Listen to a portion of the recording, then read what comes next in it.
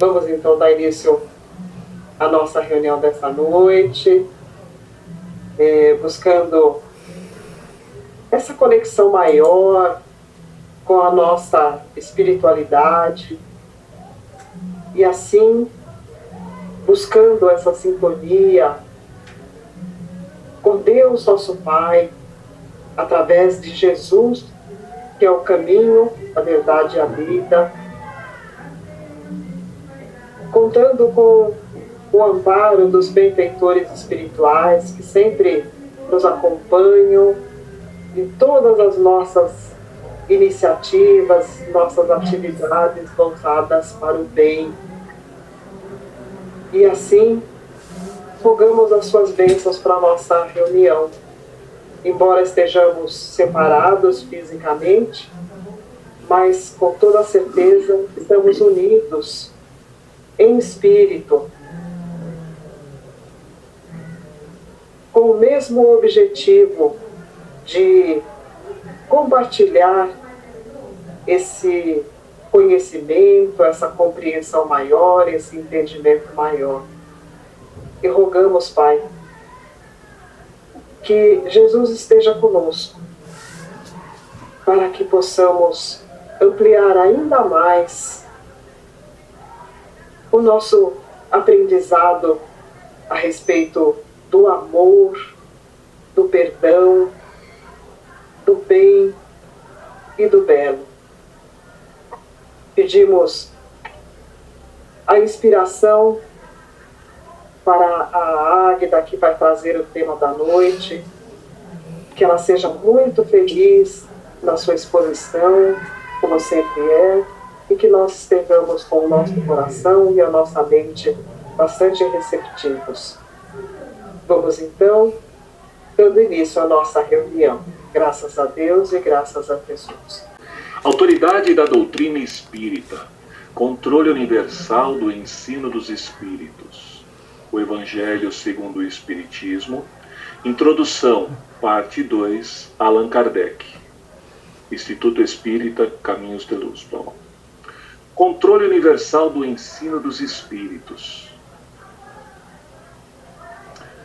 Se a doutrina espírita fosse de concepção puramente humana, não ofereceria por penhor senão as luzes daquele que a houvesse concebido. Ora, ninguém neste mundo poderia alimentar fundadamente a pretensão de possuir com exclusividade a verdade absoluta. Se os espíritos que a revelaram se houvessem manifestado a um só homem, nada lhe garantiria a origem, porquanto fora mister acreditar, sob palavra, naquele que dissesse ter recebido deles o ensino. Admitida, por sua parte, sinceridade perfeita, quando muito, poderia ele convencer as pessoas de suas relações. Conseguiria sectários, mas nunca chegaria a congregar todo mundo. Quis Deus que a nova revelação chegasse aos homens por mais rápido caminho e mais autêntico. Incumbiu, pois, os espíritos de levá-la de um polo a outro, manifestando-se por toda parte, sem conferir a ninguém o privilégio de lhe ouvir a palavra. Um homem pode ser ludibriado, pode enganar-se a si mesmo. Já não será assim quando milhões de criaturas veem e ouvem a mesma coisa. Constitui isso uma garantia para cada um e para todos. Ademais, pode fazer-se que desapareça um homem, mas não se pode fazer que desapareçam as coletividades. Podem queimar-se os livros, mas não podem queimar os espíritos. Ora, queimassem-se todos os livros e a fonte da doutrina não deixaria de conservar-se inexaurível, pela mesma razão de não estar na terra, de surgir em todos os lugares e de poderem todos descendentar-se nela. faltem os homens para difundi-la. Haverá sempre os espíritos, cuja atuação a todos atinge e aos quais ninguém pode atingir. São, pois, os próprios espíritos que fazem a propagação, com o auxílio de inúmeros médiuns que, também eles, os espíritos, vão suscitando de todos os lados. Essa parte eu coloquei porque é exatamente o que nós vamos falar hoje, ok? Então, nós já vimos um bom trecho desse capítulo. Nós estamos falando de A Gênese, capítulo 1, Natureza da Revelação Espírita. Até o mês passado nós fomos ao item 51 e hoje nós começamos a partir do item 52. Então nós já vimos, ali fala, natureza da revelação. Nós já vimos o que é revelação, quem são os reveladores, que existem reveladores na ciência, que existem na religião. Então na religião nós temos o quê? O primeiro revelador foi Moisés, o segundo foi Jesus, e nós estamos estudando, vendo a terceira revelação, que é o Espiritismo ou doutrina espírita. Neste capítulo, Kardec, ele meio que usa indistintamente os dois termos. Existem alguns lugares que ele prefere usar Espiritismo, mas nesse capítulo ele usa os dois. Então, esse trabalho da terceira revelação, nós vemos Moisés é um revelador, Jesus é um revelador. Agora, a revelação espírita, a doutrina espírita, Kardec diz que ela é feita a várias mãos, que são as mãos de Kardec e todos os seus colaboradores e os espíritos que trazem as suas comunicações, orientações e etc. Então, é um trabalho conjunto entre o plano encarnado e o plano desencarnado. Nós também já vimos que o Espiritismo é o cristianismo redivivo. Esse é um dado importante, dizer que o Espiritismo é cristão, que a ciência material, essa ciência habitual da Terra, ela é incompetente para falar do mundo invisível. Pelo menos com o que temos até hoje, não dá para a ciência da Terra falar sobre o mundo espiritual, que o Espiritismo é o Consolador anunciado por Jesus e que o Kardec ele faz questão nesse capítulo de frisar que o papel dele não é o de um chefe, é o papel de um observador que trabalha agrupando todas as informações que chegam. Então nós já falamos que Kardec contava com um número bastante grande de centros e de colaboradores, e é isso mais ou menos que vai ser ampliado no que nós vamos abordar hoje. Então, o que Kardec traz como a primeira informação? Que em nenhuma parte de todos os que estavam juntos nessa confecção da doutrina, em nenhuma parte o ensino espírita ele foi dado de uma maneira completa, em nenhum desses centros que colaboravam com Kardec. Por quê? Porque era uma quantidade muito grande de informações. Se a gente pegar só o Livro dos Espíritos, a gente vai ver a imensidão de temas, de assuntos, de informações, de tudo que chega. Não dava para cada centro lidar com tudo, então elas eram separadas. Muita diversidade. E o que o Kardec fala é que isso requeria aptidões mediúnicas especiais. Então, ele precisava de vários tipos de médiuns trabalhando nesse auxílio. Então ele fala, de modo que seria impossível estarem reunidos no mesmo ponto. Outra coisa que é muito importante, que nós frisamos no começo, a primeira revelação é individual, a segunda é individual, a terceira é coletiva. Então havia necessidade da participação de um grande número, por ser um trabalho coletivo, não era um trabalho individual. E aí os espíritos, porque lembra, a doutrina, ela não foi planejada na Terra, ela foi planejada na espiritualidade. Os espíritos que iam trabalhar encarnados encarnaram com essa tarefa, com essa função, e ficaram aqueles outros, né, que nós sabemos fazerem parte da falange do Espírito Verdade, que ficaram no plano espiritual, e esse foi o trabalho conjunto. Então, esses espíritos da espiritualidade, não os encarnados, eles distribuíam as tarefas. Né? Nós sabemos, Kardec fala também, já fala em algum ponto, da introdução do Livro dos Espíritos, que chegaram a participar mais de 1000 centros. Parece louco falar que tinha tudo isso, mas lembra que eu falei que eu lia uma das biografias de Kardec? Então fica muito claro que esses 1000 centros existiam sim, e havia uma colaboração muito grande. Então, os temas de estudo, de observação, eles foram separados, foram distribuídos, não é? Aí ele até faz uma figura com o serviço de produção de fábrica, né? Um põe o botão, outro põe a taxinha, o outro vai pondo, cada um vai pondo uma parte, de tal forma que ao final existe a peça completa, não é? Então ele fala: a revelação é feita parcialmente em diversos lugares e por uma multidão de intermediários. E Kardec observa, isso eu achei interessante, ele fala, ainda hoje, ou seja, quando ele escreveu esse opúsculo que ele colocou como primeiro capítulo de A Gênese, ou seja, já estava bem lá no final da década de 60, Kardec desencarna em 1869, então já estava bem lá no fim, quando ele fala que ainda a doutrina era feita desta forma, com a contribuição de inúmeros centros, ok? Então, e outra coisa que ele nos lembra é que as publicações da Revista Espírita, elas serviam como que de um ensaio. Tanto que se nós observarmos, aqueles textos da Revista Espírita que foram aprovados, nós vamos vê-los contidos inteirinho no Livro dos Médiuns, inteirinho no Evangelho segundo o Espiritismo, não é?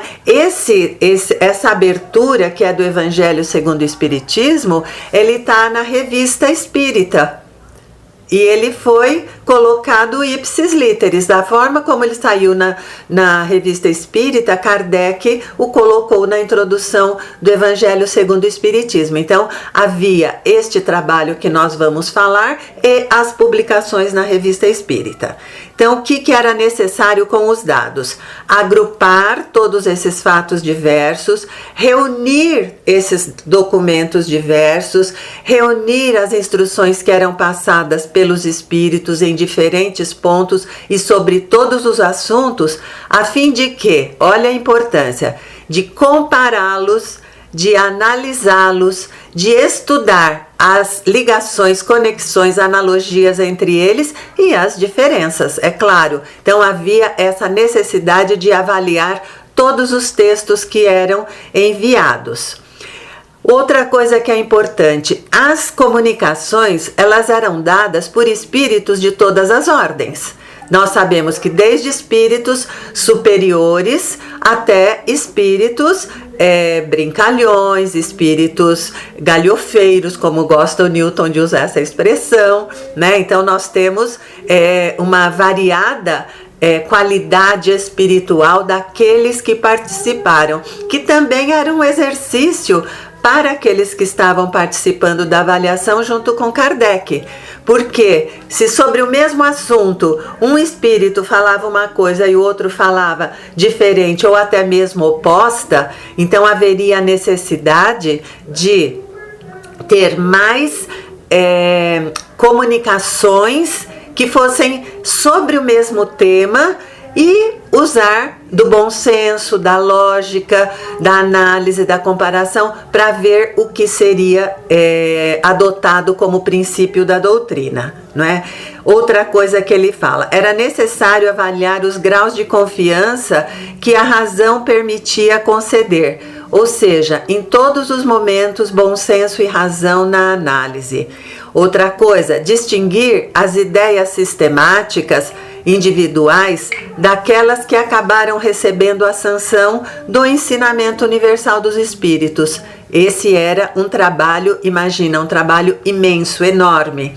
Distinguir as utopias das ideias práticas, né? Isso seria a ideia de uma pessoa, de um espírito isolado, ou era uma informação que caberia para todos, né? Separar as que poderiam ser facilmente desmentidas, né? Usando o quê? A ciência positiva e a lógica. E como eu falei, como haviam espíritos que vinham dar comunicação para brincar ou até para atrapalhar, né? Ele fala, fazer também uso dos erros para que fosse extraído aquilo que realmente pudesse ser considerado um princípio da doutrina espírita. E como é que isso se fazia, né?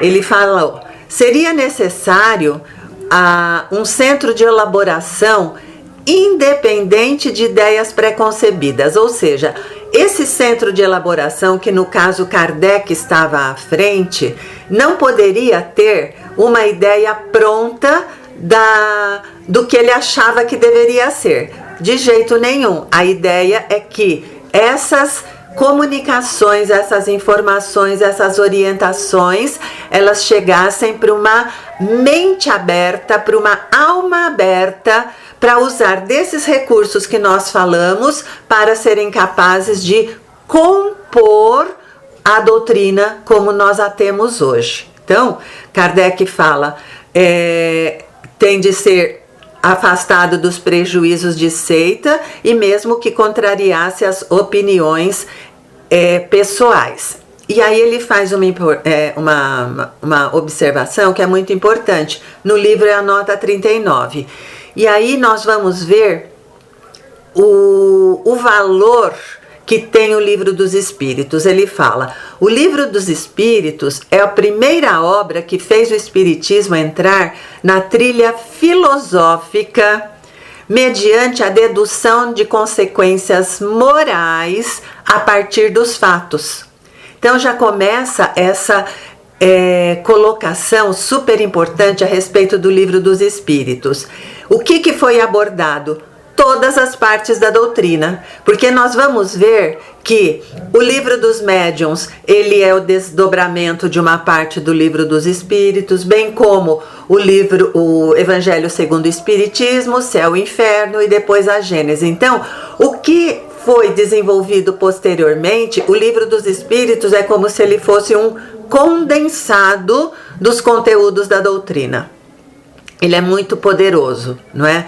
Então ele fala, tocou nos pontos, nas questões mais importantes, desde que eles convergiram, como nós falamos, aconteceram os trabalhos e quando tudo juntou com uma mesma ideia, desculpem, eles foram colocados como um princípio da doutrina. Então ele fala, é notório que a publicação desse livro data da era do espiritismo filosófico, que permaneceu então no campo da experiência. Qual era o campo da experiência? Como começou a doutrina? Começou a partir da observação por Kardec das atividades com as mesas. Não é? Então havia toda aquela movimentação que era inclusive recreativo, era uma questão lúdica, onde Kardec no seu preparo espiritual vê que há algo mais e a partir daí começa a investigação, como nós já citamos anteriormente. Então Kardec, ele frisa isso, né? Que o que estava nesse campo das experiências passa então a ter uma colocação, um estabelecimento filosófico daquilo que estava sendo visto e observado com a importante extração das suas consequências morais. E aí ele fala, se esse livro conquistou a simpatia da maioria, é por ser a expressão dos sentimentos dela, correspondendo às suas aspirações. Ou seja, havia uma ânsia nas pessoas de entenderem as coisas que estavam acontecendo. E quando chega o Livro dos Espíritos, ele chega como resposta àquelas perguntas que já vinham sendo trabalhadas no íntimo das pessoas. E também porque nele se encontrava a confirmação e a explicação racional daquilo que se obtinha em particular. Ou seja, as pessoas já tinham esse feeling, essa percepção, e com o Livro dos Espíritos, então, existe uma confirmação. Kardec ainda observa, tudo isso está dentro de uma única nota, viu? Se houvesse o desacordo com o ensino geral dos espíritos, né? Esse livro ele teria caído em total descrédito. Ele não teria feito o sucesso que ele fez. E qual foi o ponto de convergência? E ele diz, foram os homens que lidaram? Falou, não, os homens vêm e vão, vêm e passam. Mas qual é esse ponto? Qual é esse elo? O elo é a ideia. É a ideia que ela não perece porque ela não emana de uma fonte terrena. Ela vem de uma fonte superior. Ela vem da espiritualidade, ela vem do trabalho do Espírito Verdade e a sua falange. É por isso que essa ideia tem força, essa ideia permanece até os dias de hoje. Então, Kardec diz que essas explicações, né, elas não vão perecer por emanarem de uma fonte superior. E ainda ele acrescenta, havia essa emanação de forças esparsas, juntou tudo, não é?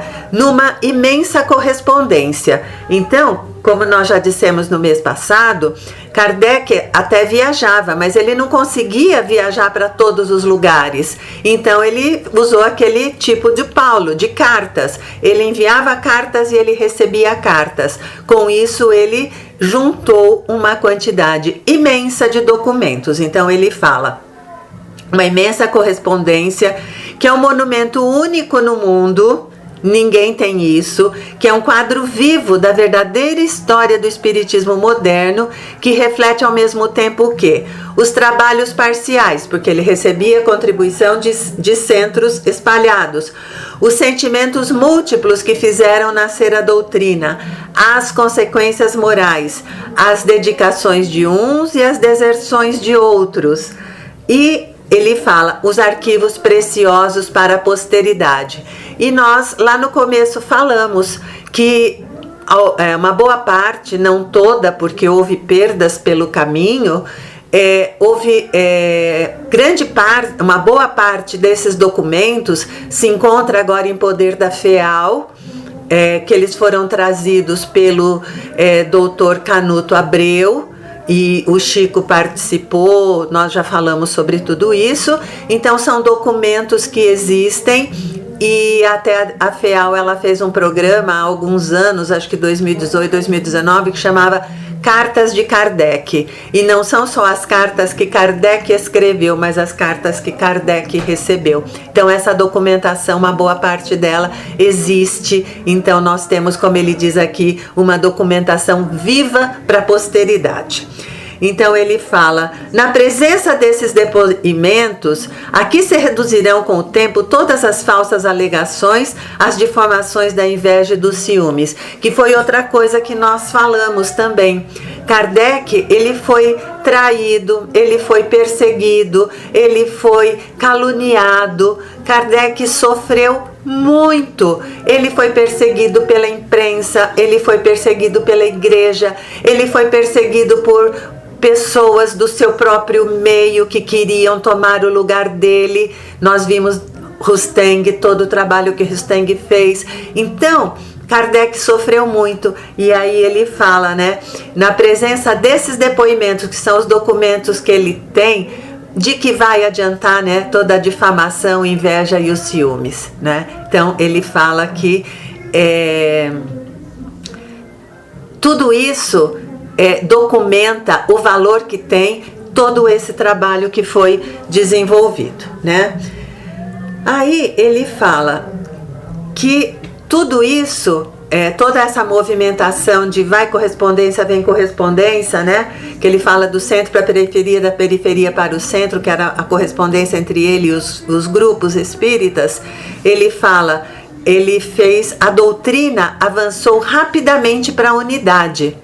Então, nós vemos que em poucos anos, mesmo o Livro dos Espíritos, a primeira versão, ele lançou em 2 anos. Foi uma coisa papuf, não é? Foi muito rápido. Então, ele fala, apesar dessa diversidade, né?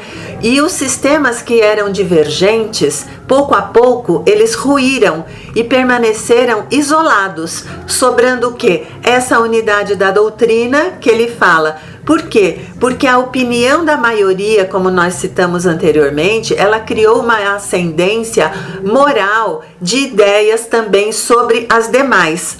Então ele fala, a partir disto, aconteceu uma comunhão de pensamentos entre os diferentes centros. Então, não havia disputa entre os centros, havia o que? Uma comunhão. Um colaborava com um tipo de mediunidade, com um tipo de informação, como nós falamos, outro colaborava com outro tipo, e assim todos se juntaram, comungaram para o aparecimento, o surgimento e o estabelecimento dos princípios da doutrina espírita. Ele fala, eles falam a mesma linguagem espiritual, se compreendem e se estimam entre todos. Então ele fala, com isso, os espíritas, eles se sentiram mais fortalecidos. Por quê? Eles tinham seus pares, né? Eles lutaram com mais coragem. Por que também? Porque em cada local havia sempre a oposição, alguém lutando contra, as perseguições. Então, quando eles sabiam que havia um outro centro que estava fazendo o mesmo que eles se sentiam fortalecidos e estimulados a continuarem. Então, eles caminharam com passo firmes, já que não estavam isolados, pelo contrário, eles tinham um ponto de apoio entre eles. E os fenômenos que eles testemunhavam, não é, como haviam essa troca, já não parecia mais estranho. Então, o que é isso? O que eu estou vendo? Quando os princípios foram se estabelecendo, eles foram tendo explicações para aquilo que eles vivenciavam enquanto fenômeno, mas não conheciam as suas explicações, não conheciam as razões. E quando junta o trabalho de todo mundo, coordenado por Kardec, então tudo isso começa a fazer sentido. Então ele fala, já não pareciam fatos estranhos, nem anormais ou contraditórios, e eles puderam então ser associados como leis gerais de harmonia, observando de uma só vez a totalidade do edifício, a doutrina, e vendo nesse conjunto um objetivo grandioso e humanitário. Ou seja, eles não estavam trabalhando para si mesmos, eles estavam trabalhando na composição de algo que era muito grande, que era para todo mundo, não era para um grupo específico. E aí Kardec coloca uma outra nota, que ele fala, né, que uma coisa que mostra essa comunhão é que eles acabavam recebendo, por exemplo, pedidos de oração, como ele diz aqui, chegados de países distantes, desde o Peru até países da Ásia, de gente que eles nunca viram, de religiões que não eram a espírita, mesmo porque a doutrina espírita ainda não estava estabelecida como uma religião, né? É uma questão filosófica com fundo moral. Então, eles recebiam pedidos de todos os lugares. Quem entrava em contato com o Livro dos Espíritos a princípio, já entrava em contato com eles também.